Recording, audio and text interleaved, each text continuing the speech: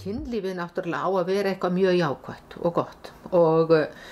en oft hefur verið sett í farveg svona að sé eitthvað neikvætt við kynlíf og það er svona höss í kringum það og má ekki tala um þetta og alls kyns svona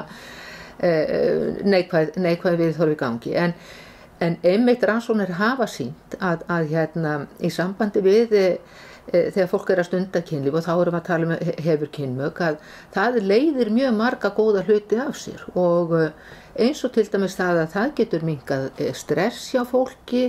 það getur haft áhrif á ákveðna líkamsstarfsemi, það náttúrulega verður örari hjartsláttur á meðan kynmöku stendur og það hefur bara góð áhrif á líkamsstarfsemina og það getur líka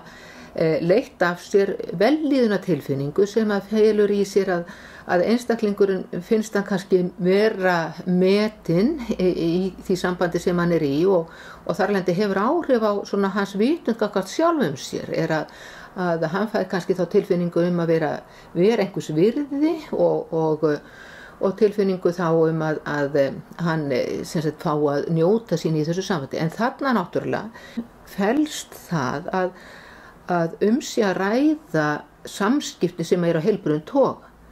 að við getum náttúrulega líka skoða það að það er ekki í rauninni kannski hollt að stunda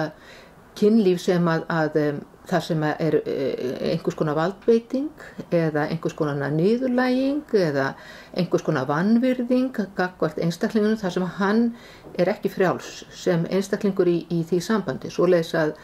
en allt þetta sem er innan þessari eðlilegu marka, allt þetta sem að einstaklingur ræður sjálfur yfir sínum athöfnum og því sem gert er, að það á margan hátt að hafa áhrif á hans líðan og í rauninni að skapa aukna orku hjá einstaklingum. Fólki á að líða vel eftir að hafa stundað kynlíf.